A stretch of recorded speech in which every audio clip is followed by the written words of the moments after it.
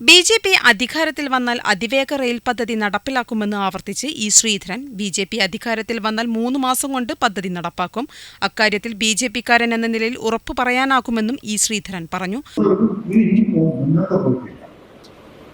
ഇത് കണ്ടപ്പോൾ ഞാൻ തന്നെ അതിൻ്റെ ഡീൽ എടുത്ത് റെയിൽവേ മിനിസ്റ്റർ പോയി കണ്ടു. കഴിഞ്ഞ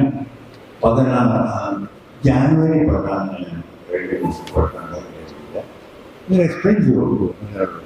റെയിൽവേ പ്രോജക്റ്റ് വളരെ ആവശ്യമാണ്. അതിന് അത് വേണമെങ്കിൽ തന്നെ അതിന് പുതിയ ഡീറ്റെയിൽ പ്രോജക്റ്റ് ഇപ്പോൾ നടന്നുകൊണ്ടാക്കുന്നത്. അത് കേട്ടപ്പോൾ അദ്ദേഹത്തിന് വലിയ ഉത്സാഹം. ഹൈ സ്പീഡ് റെയിൽവേ അതുവരെ ഇന്ത്യയിലുള്ള ഹൈ സ്പീഡ് റെയിൽവേ ഇതുവരെ ഇല്ല, തുടങ്ങിയിട്ടില്ല. ഹൈ സ്പീഡ് റെയിൽവേ സ്റ്റാർട്ട് ചെയ്തു. ബോംബെന്ന് അഹമ്മദാബാദ് വരെ ജാപ്പനീസ് ഹൈ സ്പീഡ് റെയിൽവേ നടക്കുന്നുണ്ട്. ഇപ്പോൾ അത് 2029 റെഡിയാവും. വലിയ ഹ്യൂജ് പ്രോജക്റ്റ്, വലിയ കോസ്റ്റ്.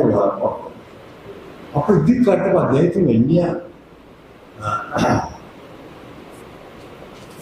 ആശയം. അതിനോട് ഈ ഇത് വളർന്നാണ് എന്നോട് പറഞ്ഞു, ശ്രീധരൻ ഡീറ്റെയിൽ പ്രോജക്റ്റ് ഉണ്ടാക്കും.